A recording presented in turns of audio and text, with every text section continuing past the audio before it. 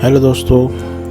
तो हम बात कर रहे थे राधा कृष्णन पिल्ले की book inside Chanakya mind of विंस्की एंड आर्ट ऑफ थिंकिंग।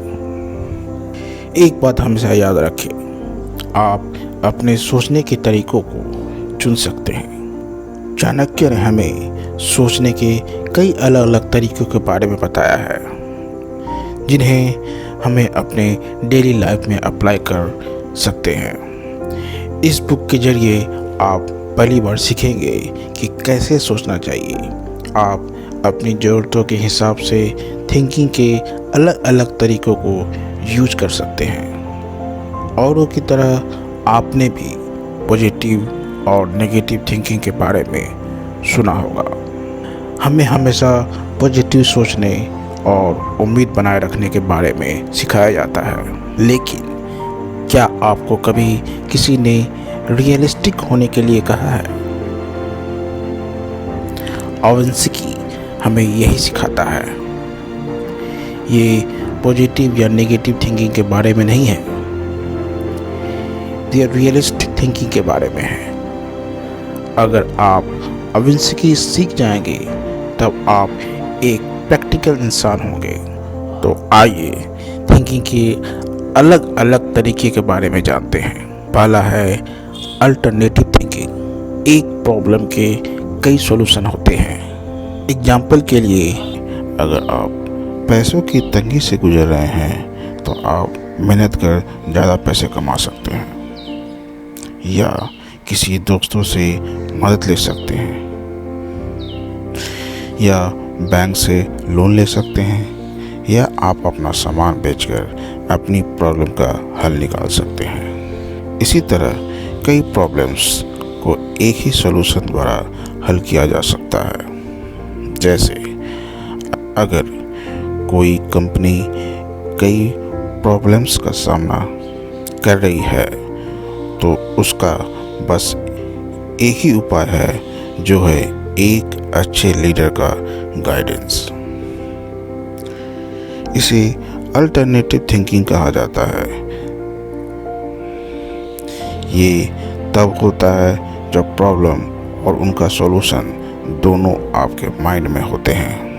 अगर आप इसे समझकर इस्तेमाल करना शुरू कर देते हैं तो आप जिंदगी के रास्ते में आने वाले किसी भी प्रॉब्लम्स का हल ढूंढ पाएंगे। ये बड़ी दुख की बात है कि कुछ लोग सिर्फ प्रॉब्लम्स के बारे में ही सोचते रहते हैं। वो बस प्रॉब्लम पर ही फोकस्ड रहते हैं। वो सलूशन के बारे में सोचे बिना ही रिएक्ट कर देते हैं, दोष देने लगते हैं, शिकायत करने लगते हैं। इसीलिए आपको उस इंसान की तरह बनने की ज़रूरत है जो सॉल्यूशन निकालने पर फोकस करता है। अब सवाल ये है कि ये कैसे किया जा सकता है। चाणक्य ने इसके लिए एक सिंपल 4 स्टेप का प्रोसेस बताया है, जो है साम, दान, दंड, भेद। कमाल की बात तो ये है कि ये 4 स्टेप आपके हर प्रॉब्लम को सॉल्व कर सकते हैं। साम का मतलब है बातचीत या डिस्कशन करना। इसका मतलब होता है कि किसी भी झगड़े या लड़ाई को खुद शुरू न करें। अगर आपका किसी साथी या परिवार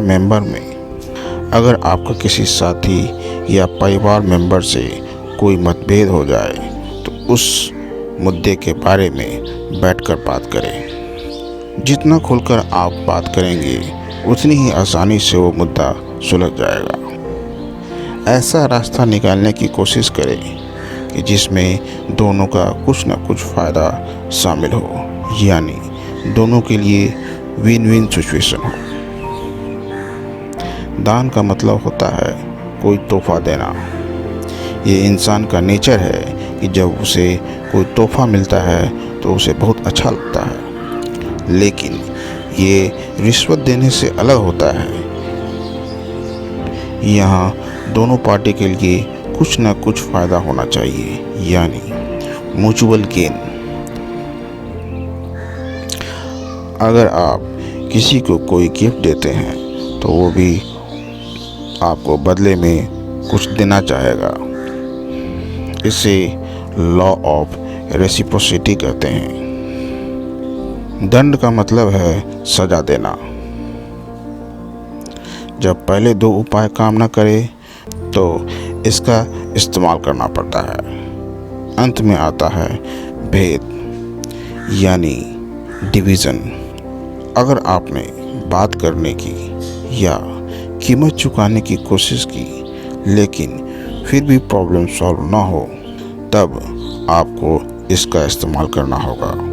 प्रॉब्लम को एनालाइज कर किसी ऐसे इंसान को ढूंढें जो आपकी बात से सहमत हो। कई बार इस तरीके में दोनों पार्टी अलग अलग हो जाते हैं, इसीलिए इसे भेद कहा जाता है। आपको अपनी ज़रूरतों के हिसाब से इन तरीकों को यूज़ करना चाहिए। जैसे मान लीजिए कि कोई आदमी आपके सर पे बंदूक तान कर रखा है, तब शाम यानी बातचीत करना कोई अक्लमंदी नहीं होगी। यहाँ आप दंड का इस्तेमाल कर अपनी जान बचा सकते हैं। वहीं अगर कोई तोहफा देकर आपकी प्रॉब्लम सॉल्व हो जाती है तो लड़ने का क्या मतलब है।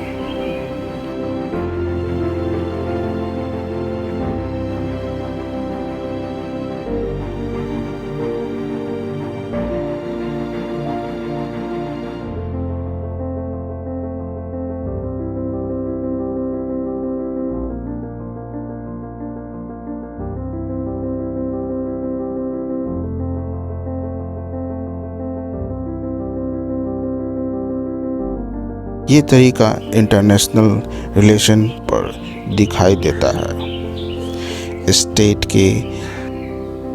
के हेड एक दूसरे से मिलते हैं, मुद्दों पर चर्चा करते हैं, अपने अपने कल्चर के बारे में बताते हैं और अक्सर एक दूसरे को कई तोहफा भी देते हैं। शांति बनाए रखना हमेशा नेशनल लीडर्स की प्रायोरिटी रही है। चाणक्य कहते हैं कि जो लोग मिलनसार और फ्रेंडली होते हैं उन्हें आप साम और दान के द्वारा जीत सकते हैं, लेकिन जो लोग टेढ़ी खीर होते हैं उनके लिए दंड और भेद ही काम आता है। अविंसकी में सोचने का दूसरा तरीका है लीडरशिप थिंकिंग। चाणक्य ने ऐसे कई आदतों और व्यवहार के बारे में बताया है जो एक राजा में होनी चाहिए, लेकिन ये सब एक ही पर्पस को पूरा करते हैं। एक लीडर को खुद से ऊपर दूसरों की भलाई और कल्याण को रखना चाहिए। इसके लिए